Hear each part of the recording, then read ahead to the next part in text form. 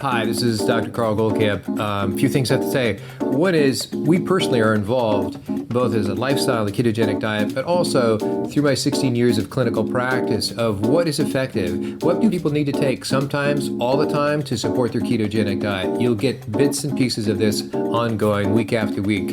It's important to be comprehensive. In one way it's simple, and one way it's a little bit complicated. Hi, this is Dr. Carl Goldkamp, welcoming you back for another episode of the Keto Naturopath.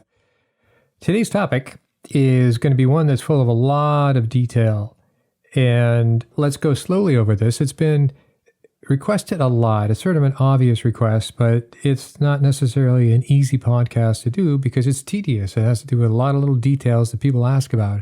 And so the topic is supplementation with a ketogenic diet. Is it necessary? What are the ones you recommend? What are the ones you do not recommend? What's out there is general knowledge. So that's pretty much what we're going to cover today. I'm going to go over generically what some of these supplements are and why you might want to consider using them or not at all, and what I believe is a waste of time. So it's my opinion. It's my opinion that comes from 16 years in the context of a naturopathic doctor, a clinical medical practice, and having a lot to do with supplements. We had a pharmacy that in itself was well over $100,000 inventory, and all the headaches that had of keeping it up to date and so on and so forth. However, so my belief of using supplements is this: they are of qualified usefulness, not forever. I believe finding and putting work and time and energy and understanding into what is a healthy diet is far, far better. However, for a couple things. One is, when people are in a context of pain or disease, whatever, and you know it can help them get to a better situation, then by all means, use those supplements. But diet has to be, the degree their diet can be improved, and I haven't found anybody whose diet cannot be improved that came to see me as a patient. So that's always a variable that needs to be worked on, and it's an important variable. But supplements can supplement that understanding. And supplements, in my view, except for a few exceptions, are not meant to be used forever. So now in my life, yes, I have some supplements that I take. I don't think I take any supplements on a regular daily basis. I take some on a weekly basis, some maybe on a monthly basis, but we really orient our lifestyle to food and getting our nutrition through food. One of the things about food, the argument is, and it's mostly correct if you ask me, is that the quality, the nutritional content of our food today, for 98% of the people out there here, is not what it was well over 150 years ago. That in part is due to how it's grown, of course, but it's also in part due to the layers and the amount of pesticides that are used on, now we're talking about vegetables, of course, and plants. And so the pesticides can be considered a contamination. And so these pesticides have their own problems. And then you can couple that with genetically modified and what the issues are in there. So the point is the food isn't what it was 150 years ago. So it's a different argument to say that you get all your nutrition from food. Therefore, I buy that. And I think there is a place for supplementation in that and because of that particular context. However, now, in the course of a ketogenic diet context, we'll quickly go over, which I think is kind of a long list here, but I'll try to make it as painless as possible. But I think there's just some things you're going to have to know about. This is a beginner's list of supplementation you may want to consider for a ketogenic diet or not. We're going to rule some things out here. And we will have at least 2 other podcasts on more advanced understanding of supplements. Okay? So just get the big picture is the objective for today. There will be a test. I forgot when that's going to be. Let's get started. Some of the things, when people start a ketogenic diet, and I'm going to put fasting in this too. Sometimes I'll talk about them differently. Sometimes I'll simply refer to them. Fasting, when you're on a fast, you're producing ketones. And so in essence, you can call that a ketogenic diet, extreme ketogenic diet. And obviously a ketogenic diet being very low carbs, under 20 grams of carbs per day. And you now know that because you've probably heard that on every podcast for the last, 10 or so. And high fat and moderate protein that you have calculated on your muscle mass calculations that we've also talked about earlier. So low carb, high fat, moderate protein. in that context of a diet that we want to produce ketones for us and lower our blood glucose. Some will lower it a lot, some very little. The idea comes up, do you need to take branched chain amino acids? And why would somebody consider taking branched chain amino acids? Branched chain amino acids are unique 3 amino acids, valine, leucine, and isoleucine, that feed the liver. So there's a lot of different conditions that BCAAs are good for, but primarily it's always associated with those who work out a lot in terms of weightlifters, bodybuilders, etc. Because if they're wanting to increase their muscle mass, they will be breaking down their muscle mass, and this helps repair that. It works in that context. That's not necessarily a ketogenic context, but certainly in regards to fasting, for those who want to do a 2, 3, 4, 5 or longer day fast, initially they will go through some protein muscle mass depletion, and then that stops, and then the body protects those sources. So what some people do is they take BCAAs as a bridge for those first 2 or 3 days for a longer fast to not have to minimize the protein deficiency, their muscle mass deficiency, wasting, depletion. And it tends to work. So I have not done it that way. And one doesn't have to do it that way. When you think about the fasting goes back to 2,500 years, that obviously people didn't do it that way. But this is one of those things people can now hack, if you will. I really don't like using the word hack, but it might supplement and make that part of the transition for a longer fast easier. The other, I'm going to bring up exogenous ketone salts again as a bridge. And I mentioned this on the podcast about exogenous ketones. And that was, they too could be a bridge while you're trying to kickstart yourself and producing your own ketones by being low carb, high fat, moderate protein, that taking ketones could get people over that bridge. So in the fasting sense, taking it 2 or 3 days until you're up and running on your own ketones, it looks like some people say they've felt better and it hasn't been a problem. I haven't had that problem. Maybe my first fast, fasted is only up to 7 days, but my first multi-day fast was probably problematic for me. After that, it hasn't been so much. So take it for what it is. It's out there. You may want to consider it. I'm not saying it's a yes or it's a no. It's on a per person basis, but I'm not a big fan of exogenous ketones, generally speaking. Okay, and you also could take this through to get through the keto flu, as they say. Keto flu is the transition into starting a ketogenic diet that some people feel. They feel very tired, they feel achy and crampy, just like they're having a flu. It didn't happen to me, and it doesn't happen to everybody. But exogenous ketones may or may not help. Can't speak to an experience on that it hasn't helped me, and I didn't find it necessary. I never had the keto flu. The other reason for the keto flu, it's hypothesized, is basically your temporary decrease in electrolytes being magnesium, sodium, and potassium. So what would you do about that? Oh, 2 things. So we're talking about the short term. We're just talking about the bridge to get through the keto flu, the first 3 days, maybe the first week. Take salt. Put salt, a good source of salt, sea salt, Himalayan salt, hopefully not just table salt. And if you have that, put that in your coffee, put that on your food. Often that's the remedy in itself. So you're getting plenty of sodium, and you're getting potassium, and you're getting other things in there. But being low on sodium is the thing that drives the fatigue, or is the larger cause of the keto flu. Why do you have lower sodium in the ketogenic diet? A brief technical answer on that is that when you drop your carbs, you basically drop the demand for your body producing insulin. As your insulin drops, meaning it's less necessary to secrete insulin, to use insulin, to control your glucose levels. So when your insulin levels drop, it's a hormone, then it talks to other hormones. So it talks to your kidneys, and one of the conversations it has is that it retains less salt, less sodium. When you retain less sodium, you're going to feel tired. You're going to also have less of a thirst impulse. So you have to be conscious of drinking more water even though you don't feel thirsty. But it's the lower sodium that makes people, we believe, tired for that first 3 or 4 days, or maybe that first week of the quote-unquote keto flu. So too is with fasting. So having salt while you're fasting is fine as well. Put it in your water, your coffee, your tea, whatever. So those are the bridge. So we have BCAAs, exogenous ketones. We talked about salt.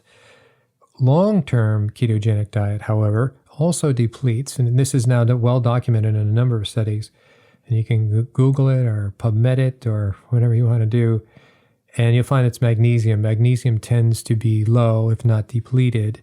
That means out of range. And if you're low on magnesium, what you're going to feel is you're going to get cramps. You're going to get muscle cramps. Maybe it's in your toes, your arch of your feet, your calves. You get Charlie horses, maybe at night, or wherever that may be, any part of your body. So a brief explanation of what magnesium has to do with cramps is that when you contract a muscle, you release calcium, which causes this contraction, causes that strength when you're making that bicep. But so what happens when you stop contracting? Well, then magnesium is released, and it's in that context of contraction to relaxation. It is a muscle relaxant of a sort. So when you are low on magnesium, this is intercellular magnesium, that you will have a more difficult time to relax those muscles, hence they spasm. You'll feel these muscle spasms, these cramps. So taking magnesium is a good thing. The question then is, well, what forms of magnesium should I take? There's a lot. Magnesium comes in a lot of different forms for sure. The form you probably don't want to take, or the forms, are magnesium oxide, and the other would be magnesium sulfate, which is Epsom salts. The reason you might not want to take those, and it's not dangerous, it's just that they are used for other situations. They're used for people on a very specific detox program because they quickly create loose stools. If you're on a detox program, the idea is you want these things out of your body, and getting them out of your body through the stool is a good idea. So that's why they use those. However, if you're not on a detox program, you don't want to have loose stools. I wouldn't go with magnesium oxide or magnesium sulfite. The most commonly prescribed magnesium form is magnesium citrate. It's also the lowest cost magnesium. There's a few brand names are Natural Calm, Go Slow Mag. It's very generic, and it's been around for eons. Okay, what else would you use? I personally take a magnesium glycinate malate combo that suits me. Those are called chelates, by the way. And another form is called magnesium threonate. And the threonate is actually a form of vitamin C. So it's a magnesium coupled with a vitamin C. Some people like that a lot. It's certainly got a lot of publicity. I don't see that it has any advantage over magnesium citrate or glycinate malate combination. So the last little caveat I would say, there are people out there, and I certainly have experienced that from practice, that have a problem with citric acid citrates. If they are taking a magnesium citrate, they're going to have a problem. It's going to be painful. It's going to be like an allergic reaction. So if you're one of those people, do not take magnesium citrate. Okay? So you have plenty of choices. Go for it. It's hard to make a wrong choice. And now you know the difference there. The other thing I take in regards to that, and it's a more generic, almost exclusively a naturopathic recommendation, and that is what we call a CalMag, a calcium-magnesium combination, for the reasons I just explained in terms of muscles, contractions, relaxation. We give it in a 1-to-1 ratio, and this is almost a generic recommendation. There's plenty of companies that do a CalMag of a 1-to-1. And why would we give that, and why did I say that as almost exclusively a naturopathic recommendation?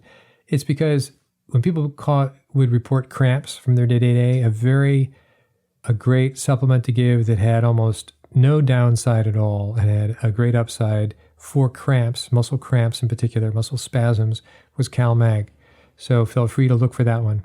So I take a CalMag, and I'm a few times a week, and I take a magnesium, not quite every day, but I probably should take it every day for those reasons, because I have had cramps. Potassium and sodium. I think we've talked about sodium. Potassium is another electrolyte that has to do with your heart. I don't feel the necessity of taking it separately. I did for a while. Initially, I felt I had heart palpitations, but that went away when actually I started taking the magnesium. So it's on the list. So when people say, well, take electrolytes, which are sodium, potassium, magnesium, you could do that. You could do that as well. I just think the emphasis really needs to be on magnesium and putting salt, more salt in your food, and that should cover it. So people say or ask, do I take a multivitamin? And the answer to that is yes, I do. How often do I take a multivitamin? Once a week if I can think of it, but once a week is not a bad thing. Do I take it every day? No, I really do not like taking supplements. They are a constraint on a rule that I have to take every day, and I don't have a dire condition that I need to be so wedded to that particular routine. But I think it's a good idea to take a multi.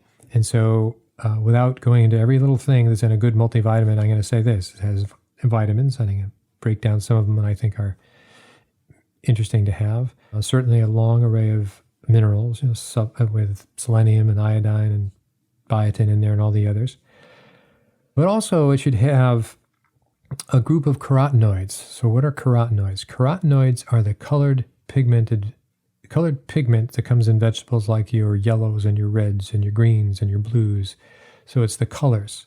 And we used to say, as a general vegetable dietary recommendation, to have 5 colors in your salad. And what we were actually focusing on were the carotenoids, getting people to have more carotenoids.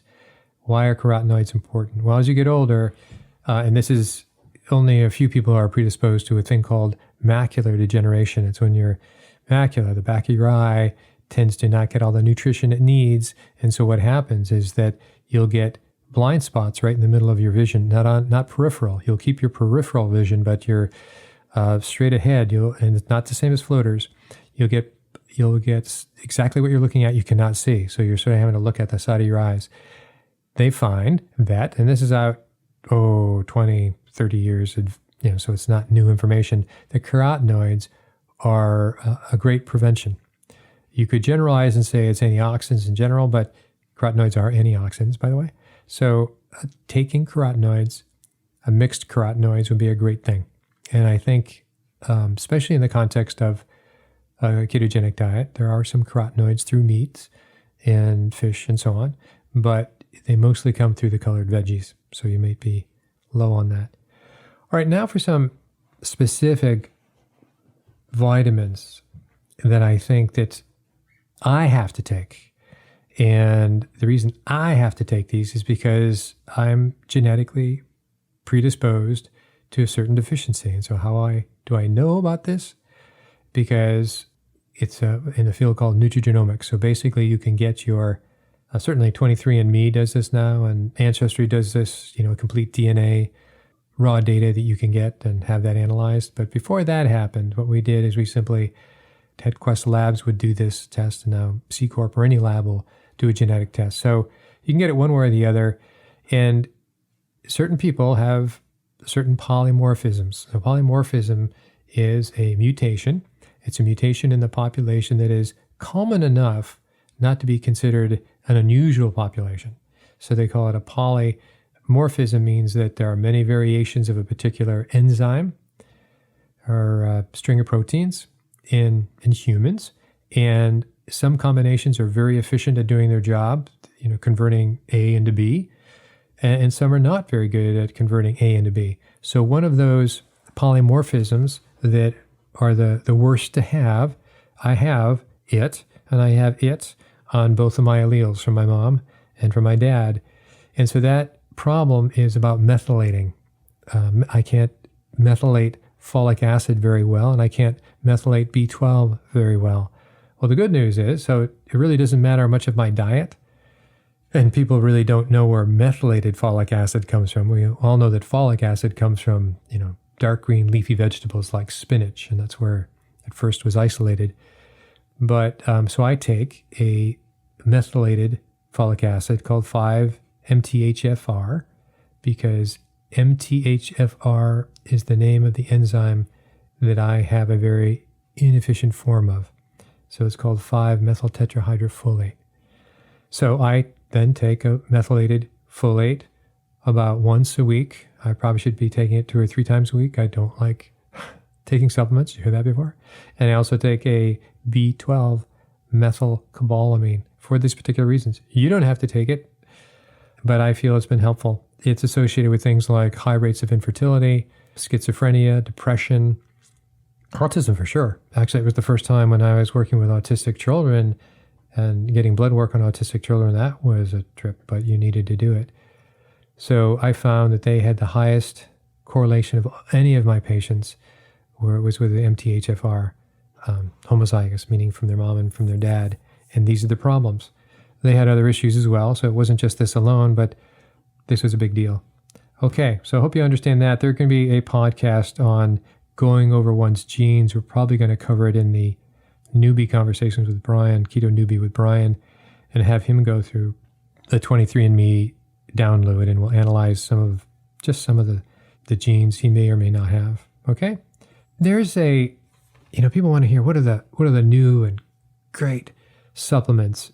The true and tried supplements that are impressive in a lot of different contexts are CoQ10, of course, and CoQ10 comes in a lot of different forms: ubiquinone, Filic, CoQ10, Debinone, that's another form, supposedly.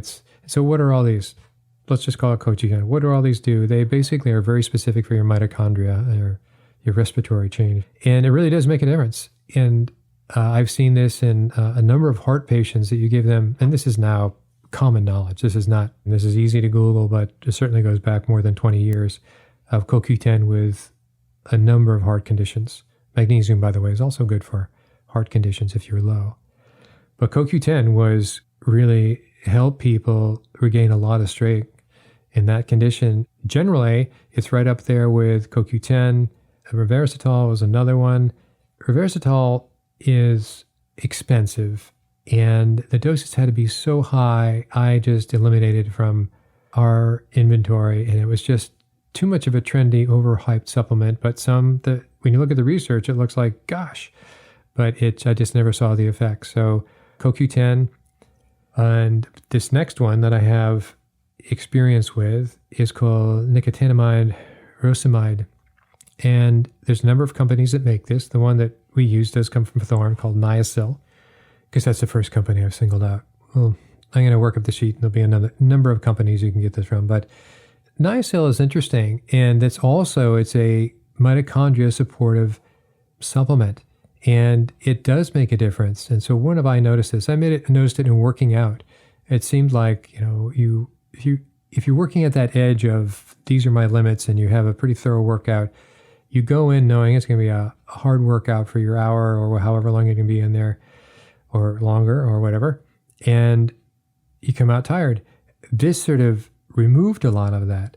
I don't like taking it. Was almost like candy for a workout, and there's no sugar involved. Maybe it's a bad analogy in this particular situation, but it's a very helpful supplement. It's alleged to increase your volume of NAD+.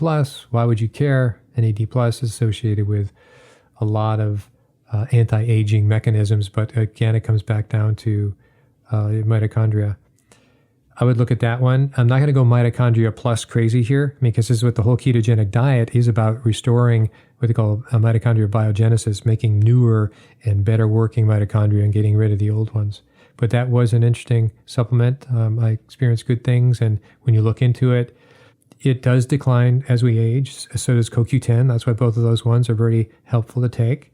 Don't get addicted to it. There is no addiction with these, but just take some, and you'll see and explore for yourself.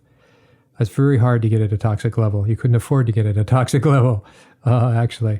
But it has to do with muscle endurance, brain and nerves, basically healthy aging and metabolism, meaning mitochondria. Okay. I'm not going to go into zinc, selenium, iodine. They're all good, but they should be part of your multi. Perhaps if there's enough questions asked in the future, we'll break down some of these particular values. But I think just saying, they're important. Zinc and magnesium are used in so many different enzymatic actions in the body that it's just one of the things we need to have and can't afford to be deficient in. Curcumin. We use turmeric as a condiment, and curcumin, turmeric, I find that they have a large history. There's a number of supplements that are made with the best form of curcumin.